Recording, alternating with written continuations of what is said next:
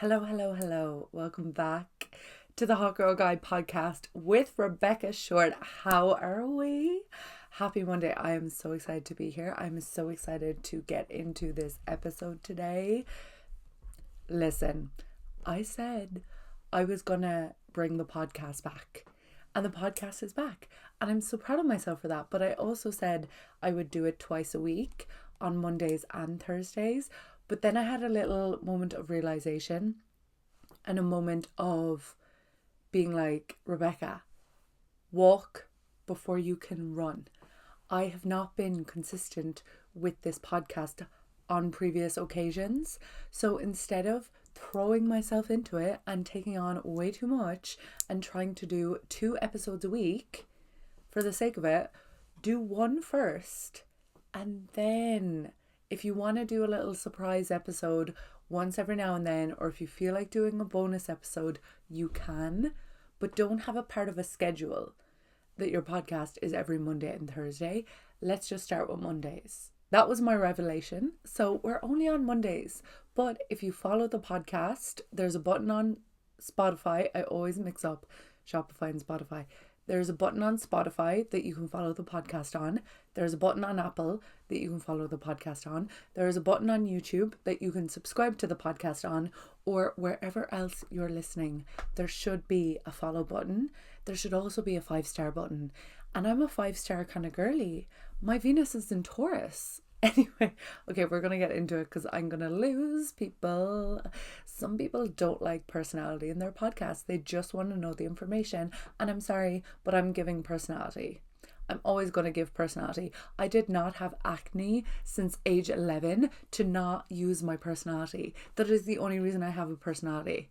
I grew up with acne and glasses and frizzy hair and braces. So I had to do my little butterfly moment. And that is fine, but it really made me work on my personality. That has got nothing to do with today's podcast. Actually, it kind of does. I'm sure I'll make the two connect. But I'm so excited to be here. Thank you to everyone for following and listening to the podcast. I'm getting so many new listeners and so many new streams and so many new listens. And I'm just excited to see where we can take this as a whole, as a community. The Hot Girl Guide used to be tied to my brand, the Hot Girl Guide, but you know me, I love a rebrand, and I changed my entire website last week. Of course, I bought the domain on the new moon and I did the whole chart of the relaunch, but basically my website is now RebeccaShortt.com. So if you're looking for anything with regards to me, whether that's me talking about confidence, my confidence ebook, my manifesting ebook, astrology stuff, skincare recommendations, hair care recommendations, all my beauty stuff, my YouTube channel, this podcast, it all has its own little section on RebeccaShortt.com, which I'm so happy about because it makes so much more sense, because I would prefer to have a personal brand than a brand. Now I am keeping the podcast at the Hot Girl Guide with Rebecca Shortt because I feel like the Hot Girl Guide podcast kind of makes sense, and I don't want to change my podcast to like the Rebecca Shortt podcast. Like that doesn't really, I don't know, that doesn't really feel good to me. If anyone has any, see, I don't want to rename the podcast. Like I don't want to rename it something else.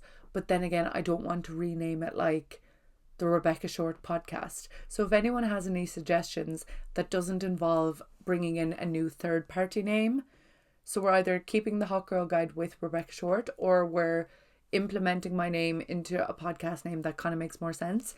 So I would love your creative juices. Slide into my DMs. Today I did something fun for today's episode. So I did a poll on my Instagram stories. So there were 4 options for today's episode. It was either going to be a whole podcast on confidence called Confidence 2.0, because I've done an episode previously on confidence on this podcast. If you scroll back probably to 2021, I think it was, is when I did that episode. I also wrote an entire ebook and audiobook on confidence called Be Your Own Biggest Fan. It used to be called The Hot Girl Guide to Confidence, but along with my website rebrand, I gave the name of the book a rebrand. So it's the same book. Anyone who had already purchased it got an email to download the new one. It's still the same book. I just changed like the font and the cover and stuff like that.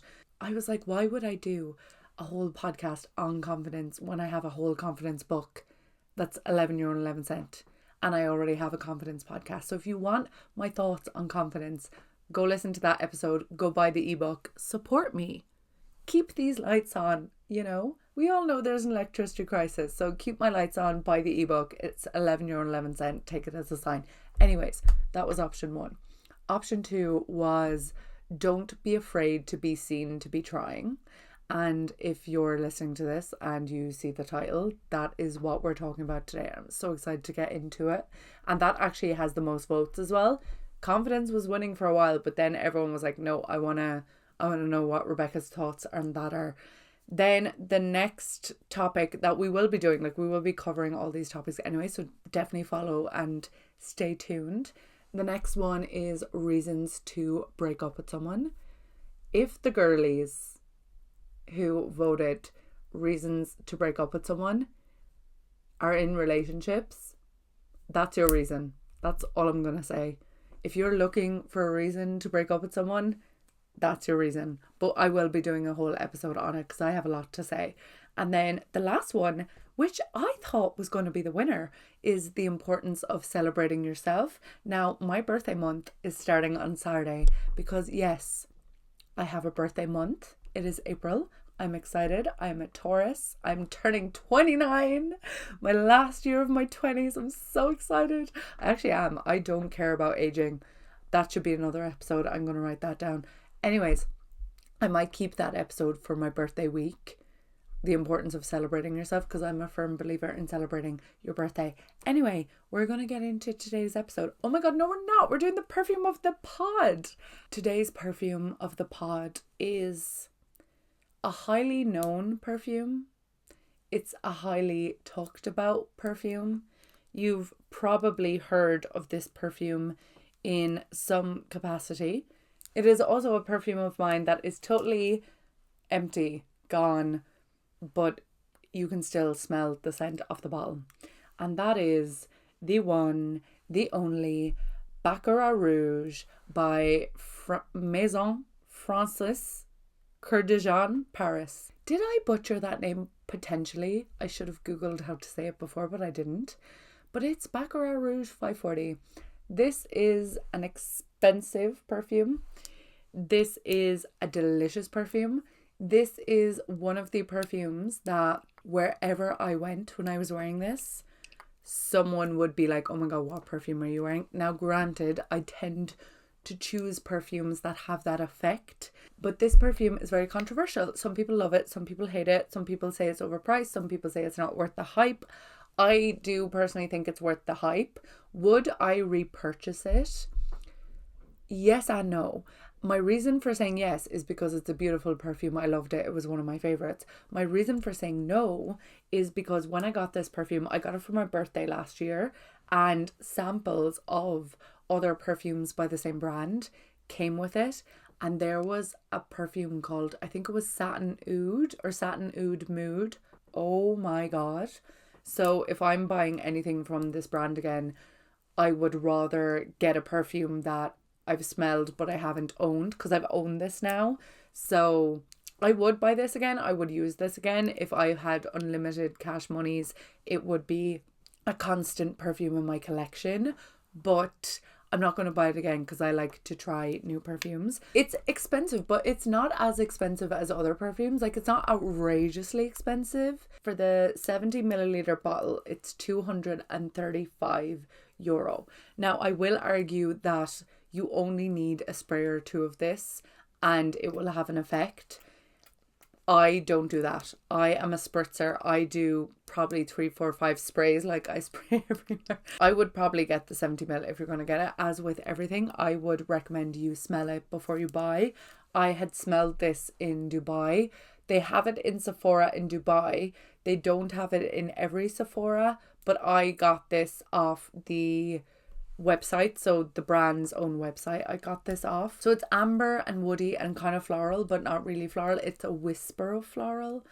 It's along my brand of perfumes and I really like it. And if you were thinking of getting it and you're on the fence, I do recommend it, but I do recommend you spray it on yourself first because perfume smells differently on everyone. So find a friend who has it, find out somewhere near you that has it. If nowhere near you has it, I wouldn't get it, because I would not spend €235 on a perfume that I had never smelled before. But that's just me. The packaging is beautiful, it's weighty, it's heavy, it feels expensive. And now we're getting into the podcast. Don't be afraid to be seen to be trying.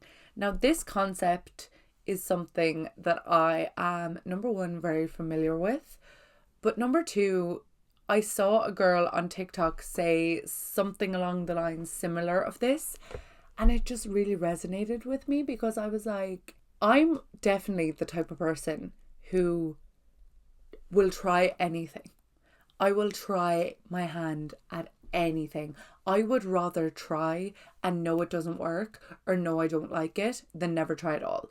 If I have an idea, I will try it. It mightn't work, it might work. I'll put some energy and effort into it, but I won't think about not doing it for fear of it not being good enough, or it failing, or people judging me for trying. And I think the third one, people judging you for trying, is like the biggest reason people don't try at all.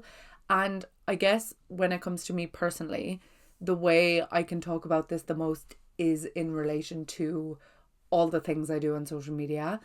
If you don't do anything on social media, this whole concept can still apply to you. It just might apply slightly differently, but I'm going to talk about it from my experience in relation to social media. But the lessons are still the same. We're still learning lessons. I'm just going to tell you my stories. When I think about this whole concept of like, don't be afraid to be seen to be trying. You don't go from 0 to 100 in anything in life. If you want to do something, if you want to be something, if you want to create something, if you want to bring something into fruition, you have to go from 0 to 1 to 2, maybe skip to 10 to 100. You can't go from 0 to 100. You can't start something new, or try to create something, or try to be something, or try to do something without the whole process of learning and doing. And that's scary. That is terrifying, especially if it's something in relation to putting yourself out there. Because when it comes to me, I've tried so many things. I've tried doing beauty blogging. I've tried doing YouTube. I still do YouTube. I've tried making a podcast. I've tried creating a TikTok. I've tried me and my friend tried doing an influencer marketing agency. What else did I try? I tried creating my whole new brand. I tried creating hoodies. I have tried so many different things when it comes to my life in relation to who I want to be and what I want to do, which I think is amazing. But I'm definitely the type of person who will try something, and if it's not working, or I don't like it, or it doesn't really feel good, or it's not exciting me the way I thought it would, I will drop it in the blink of a hat.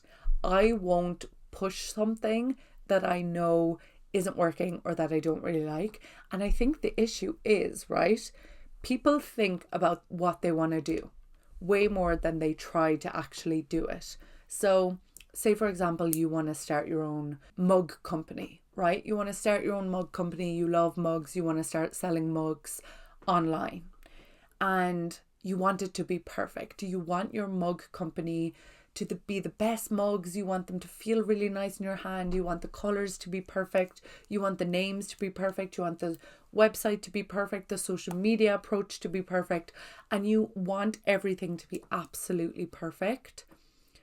But you don't want to start until you've everything figured out, because in your mind, you're like, if I start this mug company and people buy my mugs and they're not really great, or I start talking about these mugs on social media and I don't really know what I'm doing yet, and you know, I have to figure out the whole social media of it all, and I don't really have the resources or the funds to hire someone to do the social media professionally, and then I have to do the website, and I have to think of the concepts, and I have to think of the ideas, and there's all these things going on in your head. All these different ideas and all these hypothetical scenarios of, what if I do it and I fail? What if I do it and I don't like it? What if I do it and the people who I know think I'm silly for making mugs? What if I do it and I post really bad social media pictures or really bad quality videos? Or what if I do it and I only get 10 sales in my first month? And all of these ideas are going around in your head. And instead of actually doing it and starting to do it and figuring it out as you go, you're thinking about it, and you're thinking about it for years and years and years and years, or months and months, or weeks and weeks, however long. You're thinking about it for way too long. So when you do start it then and say it doesn't work, or say you don't like it, or say something else comes up, or say you don't really have the love of it that you thought you would, then you're screwed, because you're like, well, I spent 5 years wanting to do this thing and trying to make the idea perfect. And then when I started doing it, I figured out it doesn't really work, or I don't really like it, or whatever. And now you stay with it because you're like, but I've been doing this for the last 5 years, or I've been wanting to do this for the last 5 years, or I've been doing all these courses and trainings and everything, and now I don't like it. And then you're stuck because you were afraid to be seen to try. You were afraid to start before you were ready. And my main thing in this whole podcast today, my main takeaway point, and I know we're doing the takeaway point before the episode is even finished, you're never ready. You're never going to be perfect. You're never going to be amazing. If you don't start something and you don't put the energy in, does anyone remember the 10,000 hours concept?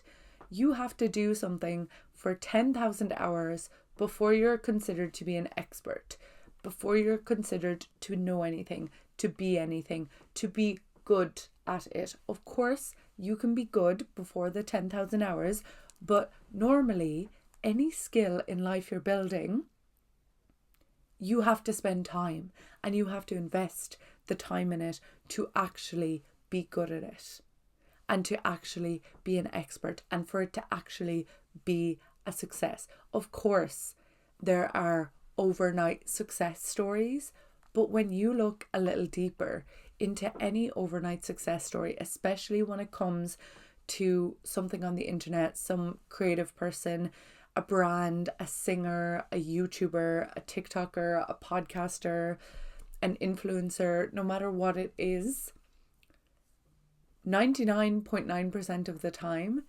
no one blows up overnight.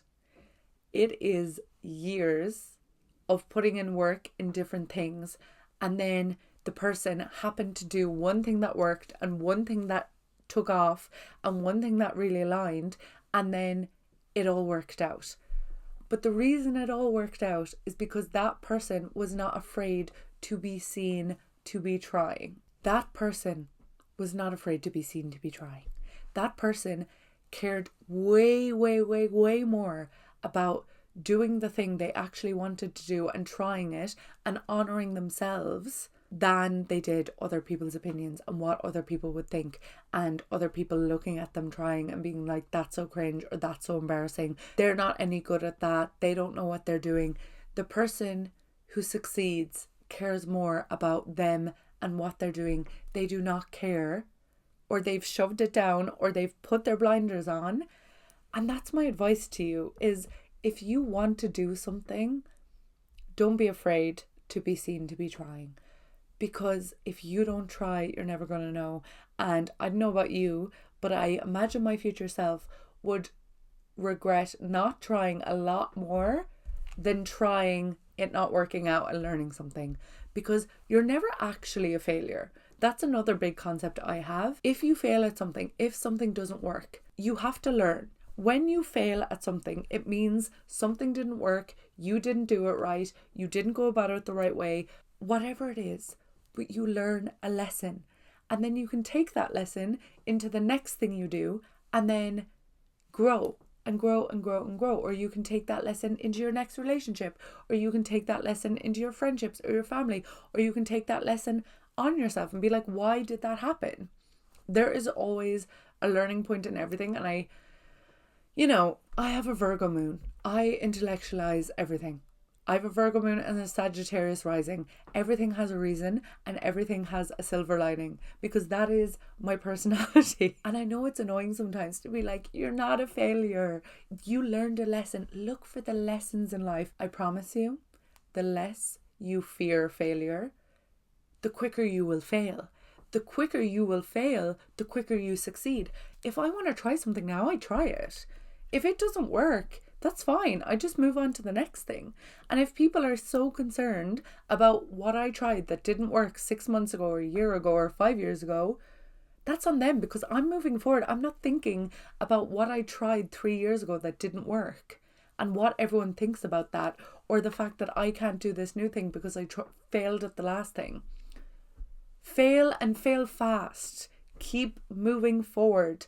Keep going. Don't look to the left or the right for opinions. Don't be afraid to be seen to be trying. Just try it. The worst thing that's going to happen is you're going to realize you don't like it, which you would have never known if you didn't try, and you're going to spend your whole life wondering, what if you tried that thing? Whereas if you just try it and realize you don't like it, then you can move on. Or you're going to try it and it doesn't work. That's not going to be great for the old self-esteem. You're going to be like, why doesn't it work? You're going to figure out the lessons. You're either going to try again, because most people don't get something the first time. It takes a few tries. It takes tweaks. It takes learning. That's the whole exciting thing about anything that you want to create in this life.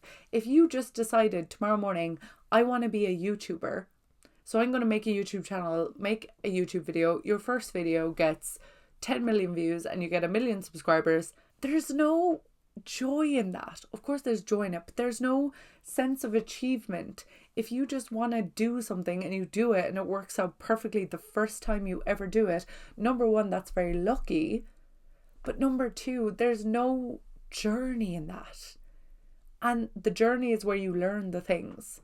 The journey is where you curate your personality. The journey is where you curate who you are. The journey is where you learn things in life that change your perspective. And if you're not changing your perspective on things and you have thought the same way about everything since you were born, you're not much of an interesting person to hang out with. I just want everyone who is listening to this episode today to pick one thing, whatever has been in the top of your head since I've been talking this whole time. Pick it. I don't care what it is. Pick the thing that you want to try and just throw yourself into it. And if you throw yourself into it and you don't like it, move on to the next thing. And if you throw yourself into it and you fail, figure out what you learned and try again. And if you throw yourself into it and you succeed, you're welcome. Where's my 10%? Thank you for listening. I hope you enjoyed. Goodbye.